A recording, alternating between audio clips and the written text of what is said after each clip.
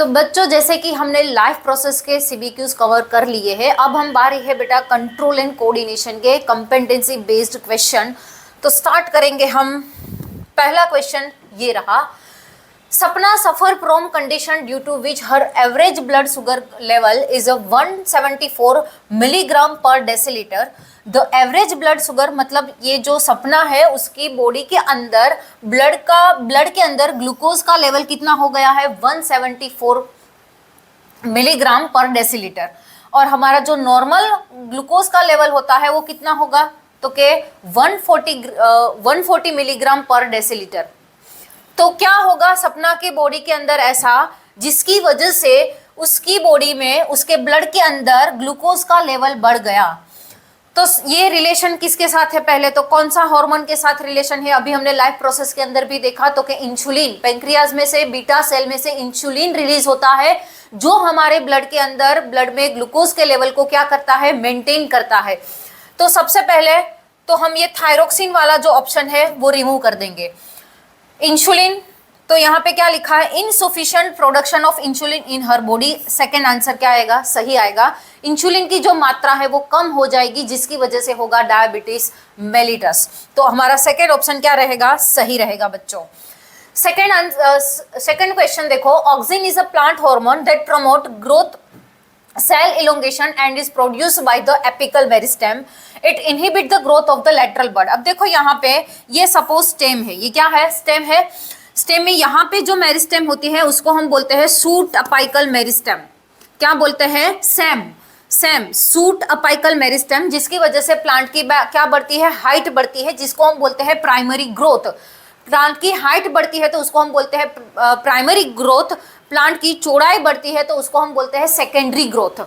तो यहाँ पे सूट अपाइकल मेरिस्टेम है और यहाँ पे होता है लेटरल बड। यहाँ पे क्या होता है, लेटरल बड, जिसकी वजह से ब्रांचेस बनती है। क्या बनती है, ब्रांचेस। बट प्रॉब्लम क्या आता है, जब तक ये तुम्हारा सेम है, जब तक तुम्हारा ये सेम है तब तक यहाँ पे लेटरल बड का ग्रोथ होता नहीं है, यानी कि जब तक सेम है तब तक ब्रांचेस बनेंगी नहीं। तो क्या पूछा है यहाँ पे, as long as sufficient oxygen is produced by the apical meristem, यहाँ पे सेम में से एक हार्मोन निकलता है जिसका नाम क्या है, ऑक्सीन। क्या नाम है, auxin. The lateral bud remain dormant, जब तक ऑक्सीन होगा बेटा तब तक यहाँ पे लेटरल बड का फॉर्मेशन होगा नहीं। तो एक गार्डनर है जिसको क्या करना है, हिज फॉर्मेशन करना। हिज का मतलब क्या होता है, बाउंड्रीज। खेत में जो फार्मर होता है ना वो खेत के अराउंड क्या बना लेता है, बाउंड्रीज, ताकि कोई दूसरे एनिमल वहां पे ना आ सके। तो बाउंड्रीज बनानी है प्लांट की तो ब्रांचेस बहुत सारी करनी पड़ेगी। तो क्या करना पड़ेगा, यहाँ पे मुझे ये सेम को क्या करना पड़ेगा, कट करना पड़ेगा। क्या करना पड़ेगा, कट, ताकि ये लेटरल बड का क्या हो, फॉर्मेशन हो। लेटरल बड का फॉर्मेशन होगा तो क्या फॉर्मेशन होगा, किसका फॉर्मेशन होगा बेटा, हिज का फॉर्मेशन होगा।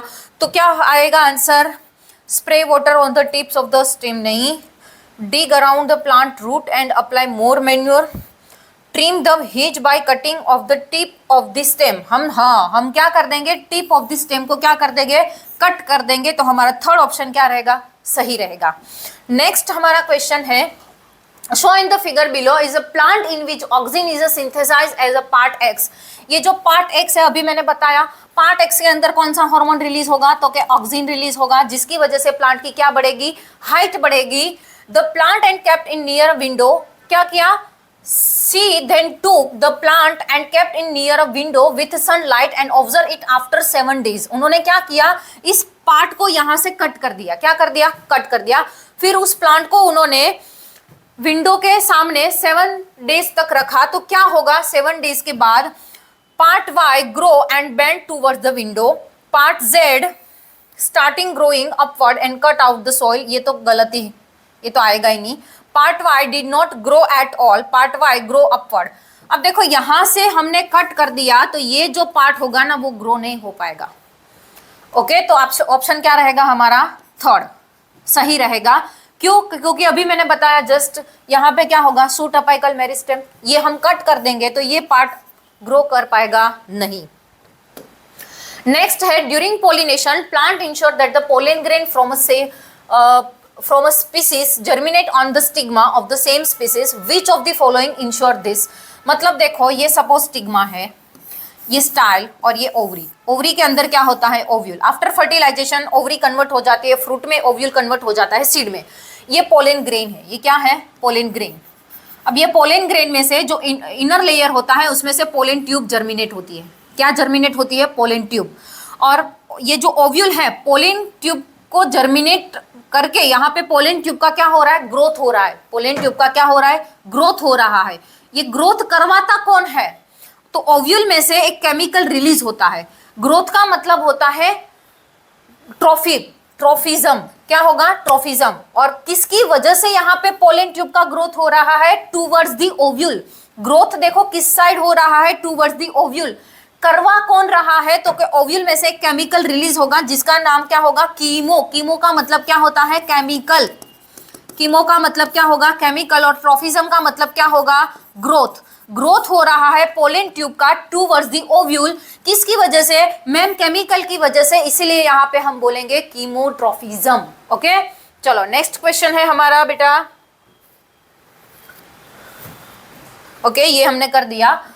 मेटामॉर्फोसिस। मेटामॉर्फोसिस किसको बोलते हैं? जब लार्वा एडल्ट में कन्वर्ट होता है तो उसका जो मॉर्फोलॉजिकल चेंजेस होते हैं जिसको हम बोलते हैं मेटामॉर्फोसिस। बायोलॉजिकल प्रोसेस है by which animal physical develop after birth to hatching involving a conspicuous and relatively abrupt change in the animal's body structure through the cell growth and differentiation. Some insect, fish, amphibia, mollusca, crustaceans and other group undergo metamorphosis, which is often accompanied by a change of nutrition source और behaviour. यहाँ पे क्या देखो, यहाँ पे आपको butterfly का Metamorphosis बताया है। एग होगा, लार्वा होगा। देखो यहाँ पे क्या पूछा है? What are the chemical that control such development change in the butterfly's body structure cold. किसकी वजह से मेटामॉर्फोसिस होता है? इजी है, हॉर्मोन्स की वजह से। किसकी वजह से बेटा? हॉर्मोन्स की वजह से। Okay, name one development change other than external change in body structure in a human female during puberty brought about by action of the type of chemical mentioned। मतलब ये जो केमिकल की वजह से मेटामॉर्फोसिस हो रहा है, किसकी अंदर हो रहा है? यहाँ पे ह्यूमन फीमेल के बारे में बोला है, बट आपको क्या नहीं किसके बारे में नहीं बोला है बेटा? तो के other than external changes. External changes के अलावा कौन सा चेंजेस आता है? जब वो प्यूबर्टी पे आएगी तो उसके अंदर होता है बेटा मेंस्ट्रुअल साइकिल। किसकी वजह से होता है? ये हॉर्मोन्स की वजह से होता है। किसकी वजह से होता है? हॉर्मोन्स की वजह से।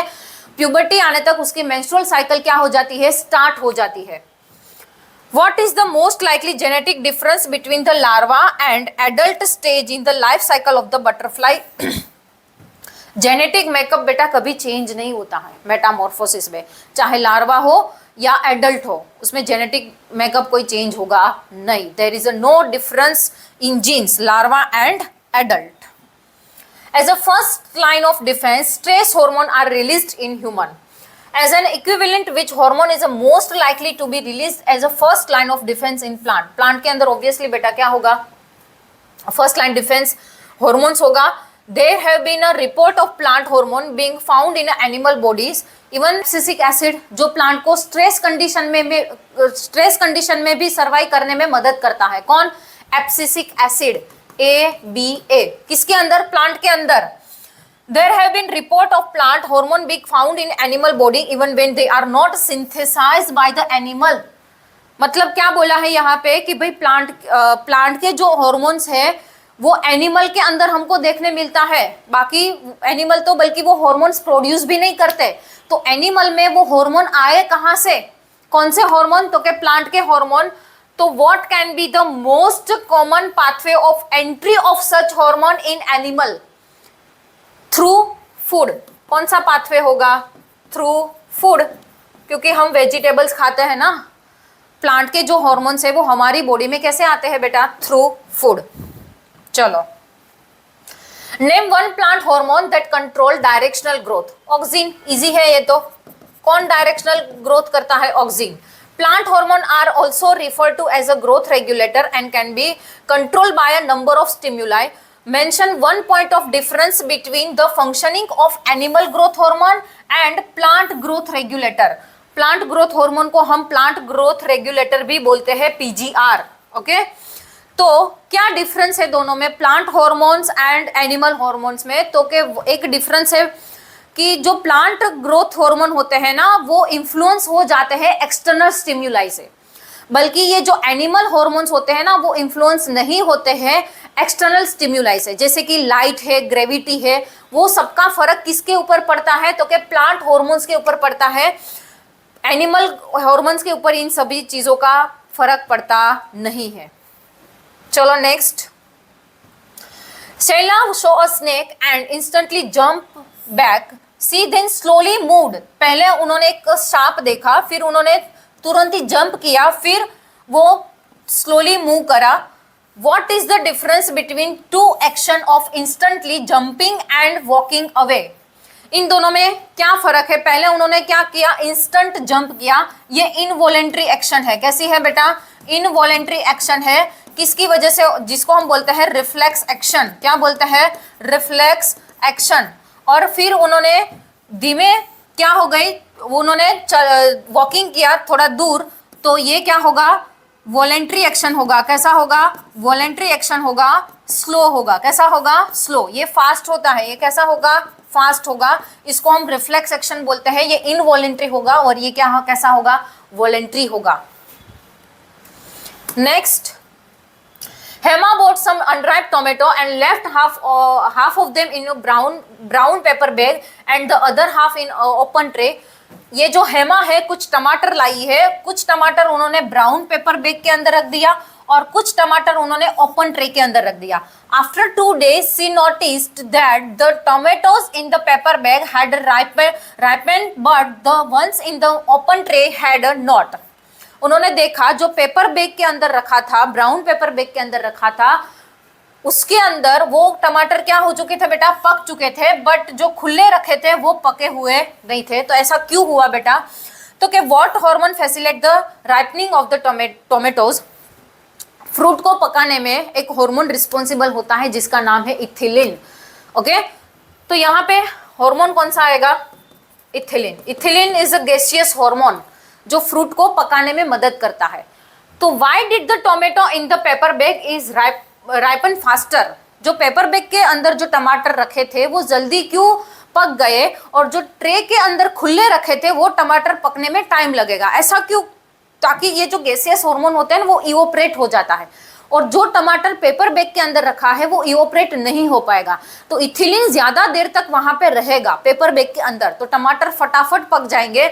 और यहाँ पे जो खुले ट्रे में रखा था उसमें से इथिलीन क्या होता जाता है? इवोपरेट होता जाता है, तो टमाटर पकने में देर लगेगी। तो 10th नंबर का क्वेश्चन हमारा है कि आदित्य जो है वो रोलर कोस्टर राइड में बैठा है, तो उसका जो हार्ट बीट है वो इंक्रीज हो जाता है, ब्रीदिंग रेट भी क्या हो जाता है? इंक्रीज।